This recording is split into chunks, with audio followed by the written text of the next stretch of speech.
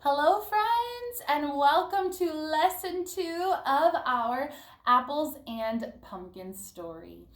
I so enjoyed singing and creating our story sequence chart with you in our last lesson.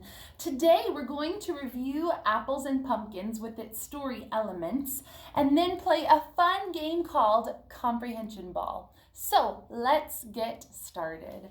Now, the title of our story is Apples and Pumpkins.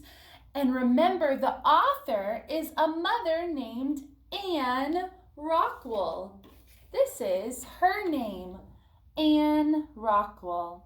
Now, because she is the author, we know that she is the one who wrote all the words of the story.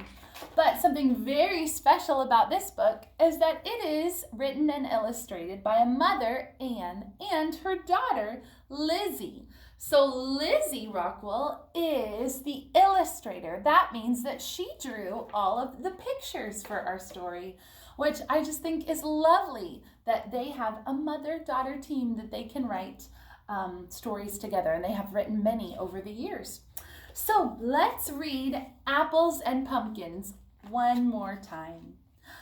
When red and yellow leaves are on the trees, we go to the Comstock farm to pick apples and pumpkins. Mr. Comstock gives us a bushel basket to put our apples in. Geese and chickens and a big fat turkey walk with us on our way to the orchard where apples grow. My father picks apples. My mother does too. I climb into a little apple tree and pick the reddest apples of all. Do you remember what they pick next after the apples? Let's see. When our basket is full of red and shiny apples, we go to the field where pumpkins grow. That's right. I look and look until I find the best pumpkin of all. My father cuts it from the vine. I carry it back to the car. Do you remember what they do with the pumpkin at their house? If you said they make a jack-o'-lantern, you are right. At home, we carve a jack-o'-lantern face on our big orange pumpkin. We put a candle inside and light it. Now our pumpkin looks scary and funny too. On Halloween night, we put our pumpkin on the doorstep. My mother gives away lots of our red and shiny apples for trick-or-treat, while I go trick-or-treating up and down our street. All right, friends, that was Apples and Pumpkins. We saw that the main characters in our story were the mom and dad and the little girl who went picking apples and pumpkins. Now, where did this story take place mostly? Do you remember? Where did they drive to? Yes, they drove to the farm where the apples and pumpkins were. So that is our main setting of our story.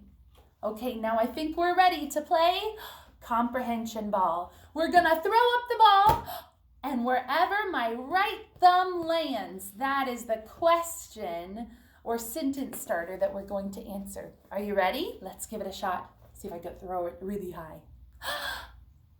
Oh, where's my right thumb? Oh, here we go. The main characters are, we just learned about this. Do you remember? The main characters are the little girl.